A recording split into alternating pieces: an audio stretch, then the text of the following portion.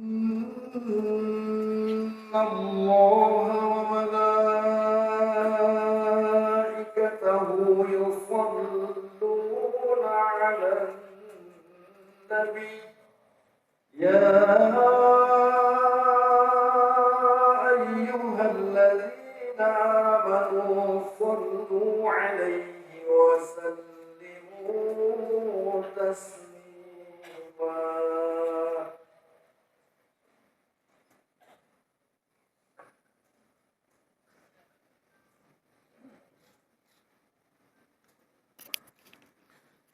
Assalamualaikum warahmatullahi wabarakatuh.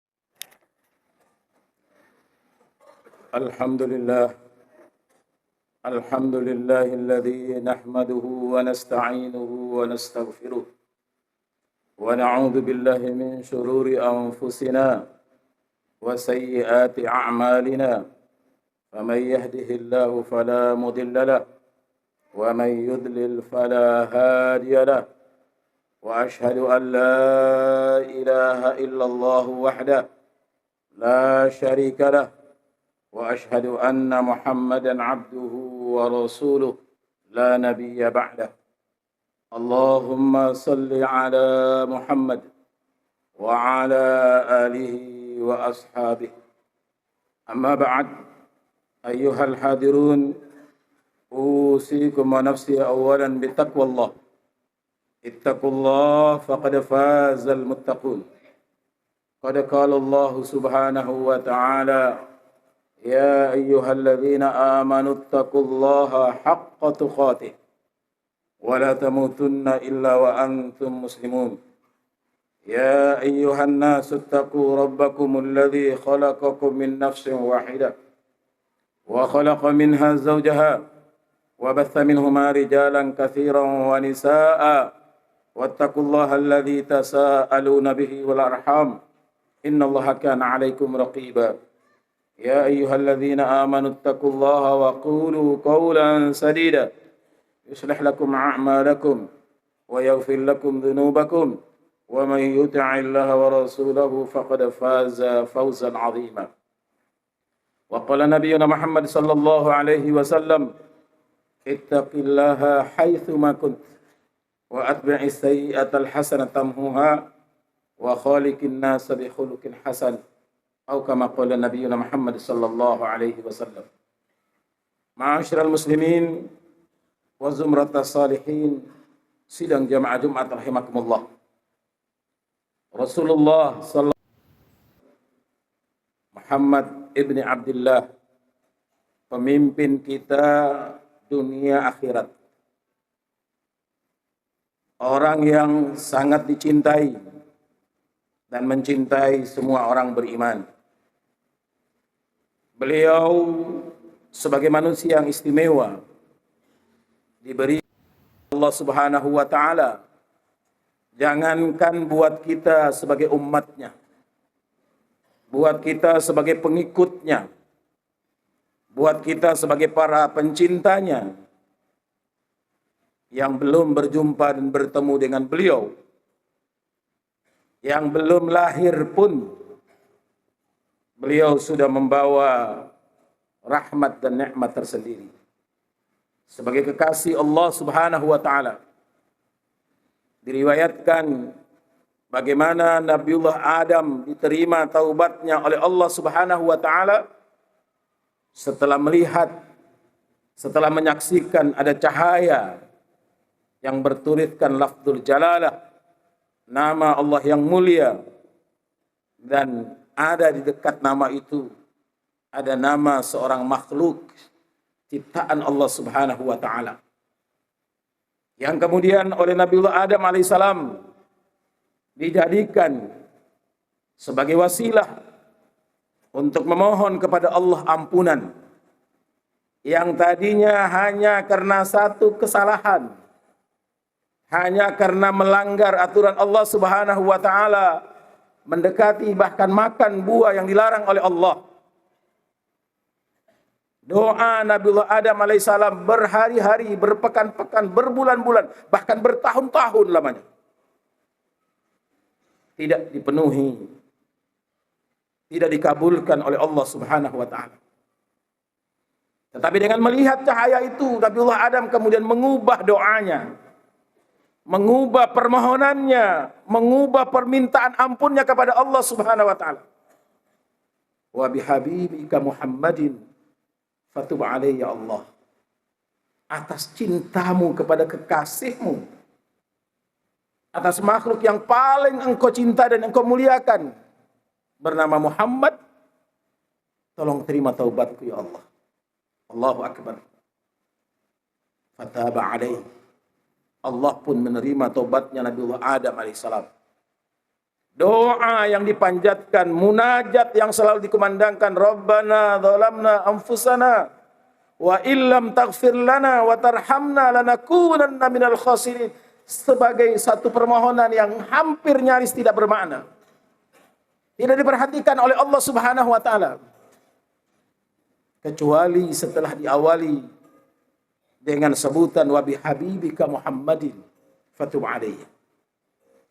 Maka kita umatnya, kita pencintanya yang jauh datang setelah beliau hadir ke muka bumi ini, membawa rahmat, menghadirkan nilai yang dahsyat dan luar biasa, telah meninggalkan bekas-bekas dari dakwah dan syiarnya, dari perbuatan dan ucapannya, dari persetujuan yang dilakukan oleh para sahabat dan orang-orang di sekitarnya, kemudian menjadi warisan yang paling berharga buat kita, untuk kita menjaga izzah kita sebagai hamba Allah, menjaga kemuliaan kita sebagai khalifatullah di muka bumi ini. Maka tentu kita lebih punya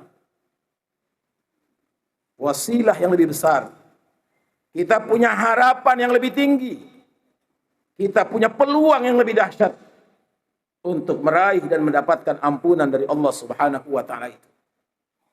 Ada ungkapan yang indah bagi kita yang senantiasa membaca di antaranya kitab Al-Barzanji. Ada awal ungkapan yang menyejukkan hati kita, yang membahagiakan jiwa kita.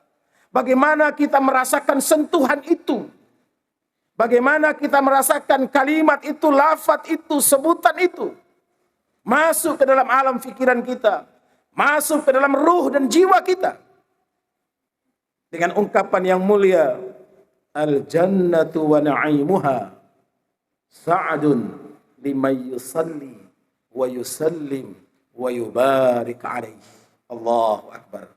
Ma'asyiral muslimin, penulis Barzanji itu menyebutkan al-jannatu wa na'imuha, sorga dengan segenap kenikmatannya, sorga dengan segenap fasilitasnya, sa'dun, menghadirkan kebahagiaan, menghadirkan ketenangan dan kedamaian, seolah penderitaan berpuluh-puluh tahun, kesengsaraan dalam hidup, karir yang tercapai, cita-cita yang tidak terwujud, harapan yang tidak didapatkan, semuanya hilang dengan apa yang diberikan oleh Allah Subhanahu wa taala sebagai fasilitas. Sa'dun, menghadirkan kebahagiaan, mendatangkan kenyamanan, membuat kita tenang dan damai. Limay yusalli wa yusallim wa yubarik alaihi, bagi siapa saja yang selalu bersolawat, selalu menyampaikan salam, mengundang keberkahan dari Allah Subhanahu wa taala dengan amaliyah, dengan hal-hal, dengan sunnah-sunnah, dengan kebiasaan-kebiasaan sekecil apapun kebiasaan itu. Seorang syekh di Arab sana pernah menyampaikan dalam khutbah yang mulia mimpi seorang soleh. Dalam kisah yang nyata, seorang soleh di Maghrib, di negeri yang paling barat, di matahari tenggelam, ketika beliau selesai melaksanakan sholat tahajud, istirahat sejenak sebagai sebuah sunnah yang kita tinggalkan. Rasulullah sallallahu alaihi wasallam tidur itu 3 kali dalam sehari. Yang pertama, beliau istirahat ba'dal isya, tidur setelah menyelesaikan tugas hari itu Selesai melaksanakan amaliyahnya, menutup dengan sholat isya, zikir, wirid, munajat. Kemudian beliau istirahat. Tidur beliau yang kedua yang sering kita tinggalkan sebagai amaliyah sunnah, yaitu tidur antara witir dan fajar. Tidur setelah melakukan sholat witir, menunggu fajar, adalah tidur sunnah yang nyaris banyak kita kaum muslimin mengaku sebagai pencinta Rasulullah SAW tinggalkan. Dan yang ketiga, tidur qailulah, tidur sebelum zuhur, sehingga energi yang terkuras, tenaga yang kita keluarkan, capek kita, letih kita, lelah kita terbayarkan dengan perasaan asyik, ma'syuq, atas bimbingan, atas karunia, atas rahmat, atas rahman dan rahim yang Allah semaikan dalam seluruh sektor kehidupan kita. Orang soleh ini bermimpi. Apa yang dimimpikan? Beliau bermimpi didatangi oleh Rasulullah sallallahu alaihi wasallam. Kemudian menyampaikan, ya fulan, wahai umatku, tolong kabarkan kepada si fulan bin fulan yang tinggal di Makkah sana, bahwa dia adalah penghuni surga. Kemudian orang soleh ini menganggap ini adalah hiasan tidur. Barangkali ini hiburan dari Allah Subhanahu wa taala, dimimpikan berjumpa dengan Rasulullah sallallahu alaihi wasallam. Beliau pun menganggap sebagai hal yang biasa. Ternyata malam kedua di waktu yang sama, antara witir dan fajar, beliau bermimpi kembali dengan mimpi yang sama. Bahkan mimpi yang kedua ini diperlihatkan orangnya, dipertontonkan oleh Rasulullah. Ini orangnya, ini wajahnya, ini hari-harinya. Dia tinggal di Makkah, datangi dan kasih tahu dia bahwa dia min ahlil jannah. Dia akan masuk surga bersama orang-orang soleh. Allahu Akbar. Orang soleh ini kembali penasaran. Isyarat apa yang hendak disampaikan oleh Allah dengan kehadiran Rasulullah, bahkan lebih terang lagi, lebih nyata lagi, karena diperlihatkan itu orangnya. Masya Allah, tabarakallah. Malam ketiga beliau mimpi yang sama. Kemudian beliau pun akhirnya bergegas, mengazamkan niatnya berangkat ke Mekah untuk melaksanakan umrah sekaligus menjalankan amanah dari Rasulullah sallallahu alaihi wasallam tersebut. Ringkas cerita sidang jamaah Jumat rahimakumullah. Beliau pun sampai di Mekah, selesai melaksanakan umrah, mencari seputaran Mekah itu. Kira-kira ada yang mengenal enggak orang ini? Disebutlah namanya si fulan bin fulan, tinggalnya antara rumah ini dan rumah itu. Ringkas cerita, beliau pun kemudian menemukan. Ibaratnya kalau kita Pak RT, Pak RW-nya. Beliau mendatangi kepada RT RW. Sebagai orang yang jauh, RT RW pun curiga, bertanya, ada apa Syekh? Anda jauh-jauh dari Maghrib, jauh dari Maroko datang kemari mencari orang ini. Karena Pak RT pun paham betul kalau orang ini orang yang paling tidak soleh di kampung itu yang dianggap oleh orang. Orang yang dianggap biasa-biasa saja. Bahkan di bawah standar sebagai orang Islam. Apalagi orang beriman. Kok tiba-tiba ada seorang syekh datang kepada beliau, mengatakan bahwa Rasulullah menyampaikan amanah. Rasulullah menyampaikan pesan kepada fulan bin fulan. Dia adalah min ahlil jannah. Dia akan masuk surga bersama orang-orang soleh lainnya. Allahu Akbar. Pak RT penasaran. Tapi sang syekh ini lebih penasaran lagi. Pak RT tolong bawa ke saya. Ya Syekh, tolong tunjukkan di mana rumahnya. Kalau Anda tidak bisa mengantarkan, kasih tahu di mana tinggalnya. Biar saya datang ke sana. Dan sang syekh ini pun datang menemuinya, lebih kaget lagi. Karena kalau yang ditunjukkan dalam mimpinya agak tidak kelihatan jelas. Tapi ini jelas. Tidak terlihat kalau orang itu ahli tahajud. Tidak nampak kalau orang itu ahli zikir. Tidak terlihat pula kalau orang ini serang membaca Al-Quran atau tilawah Al-Quran. Kira-kira apa kelebihannya?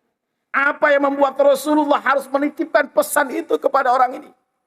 Dia pun penasaran. Begitu masuk duduk, ditanya, wahai bapak, wahai syekh, kira-kira apa amalan bapak?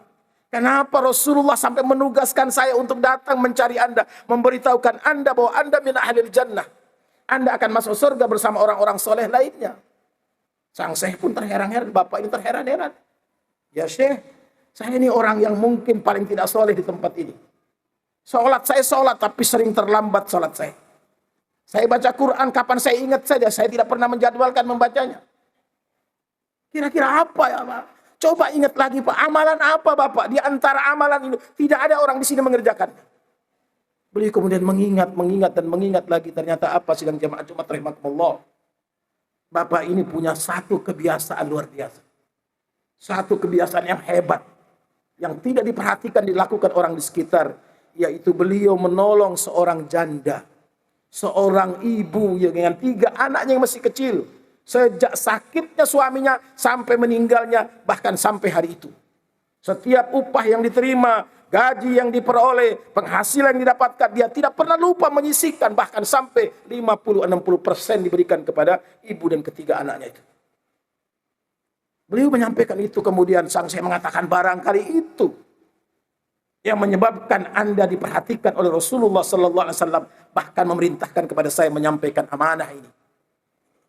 Ternyata Bapak itu sidang jamaah Jumat rahimakumullah, jangankan umroh, Masjidil Haram pun belum pernah melihatnya. Jangankan berhaji, Masjidil Haram pun beliau belum pernah menginjaknya. Sebagai ahlu Makkah, sebagai penduduk Makkah. Akhirnya sang syekh ini berbelanja baju yang paling indah, parfum yang paling harum, paling wangi.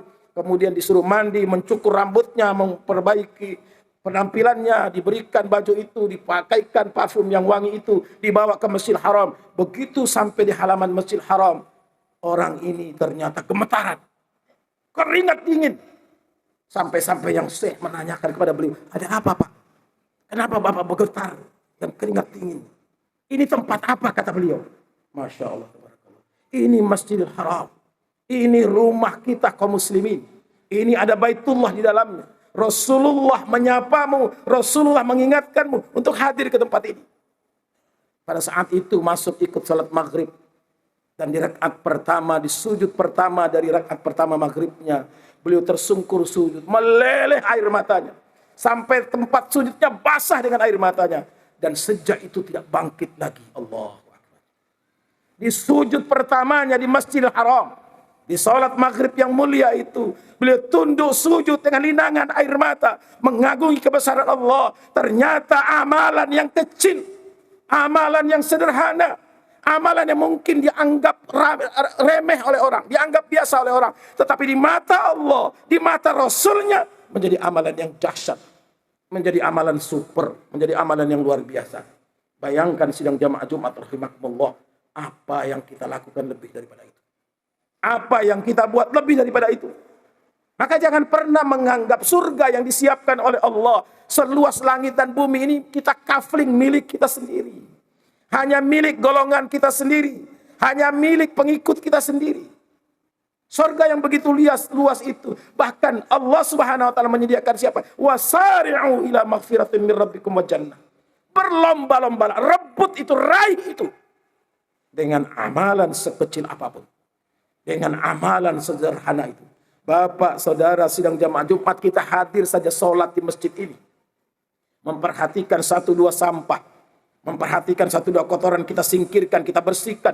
Untuk orang yang datang nyaman menikmati sholat di tempat ini. Barangkali itu menjadi wasilah.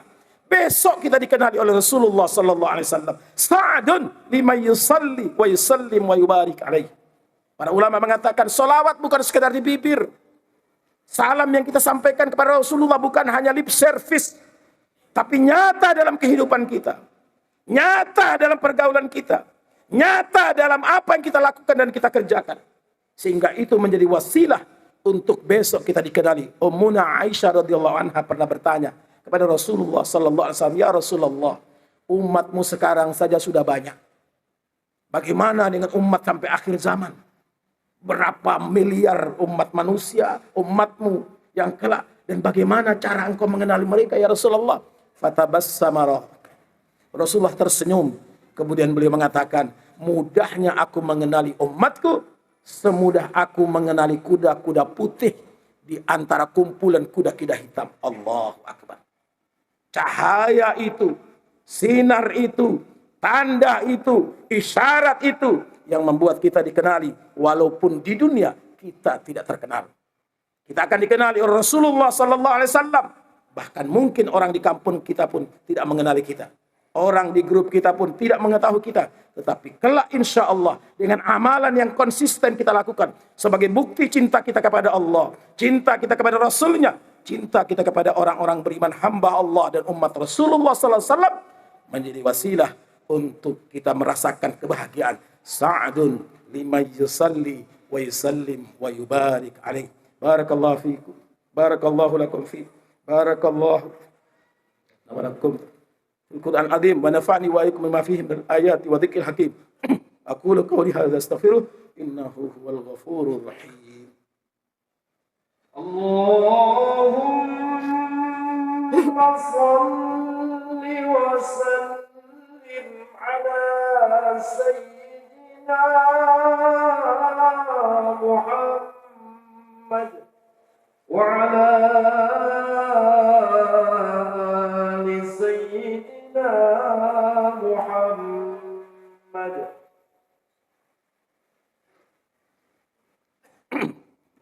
Alhamdulillah haqqa hamdih. Wassalatu wassalamu ala rasulih wa ala alihi wa sahbihi.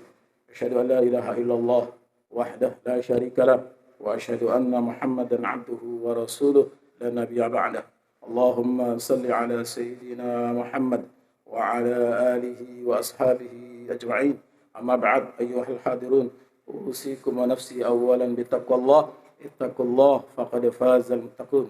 Qad qala Allah subhanahu wa ta'ala, ya ayyuhalladzina amanu ittaqullaha wal tanzur nafsum ma qaddamat lighad wattaqullaha innallaha khabirum bima ta'malun. Wa qala nabiyyuna Muhammad sallallahu alaihi wasallam, min husni islamil mar'i tarkuhu ma la ya'ni. Ma'asyiral muslimin wa zumratas salihin, sidang jamaah Jumat rahimakumullah. Kadang kita mungkin tidak menganggap amalan yang rutin kita lakukan, perbuatan baik yang selalu kita kerjakan, hal-hal yang positif yang selalu kita perhatikan, itulah terkadang menjadi wasilah untuk mengundang cinta Allah, cinta Rasulullah, dan cintanya orang-orang beriman. Maka jangan pernah lelah, jangan pernah bosan, apalagi sampai putus asa melakukan amal kecil, amal soleh sekecil apapun, amal baik sesederhana apapun. Kenapa? Karena di sana ada mahabbatullah, di sana ada cinta Allah, ada mahabbatul Rasul, ada cinta Rasulnya dan cintanya orang-orang beriman.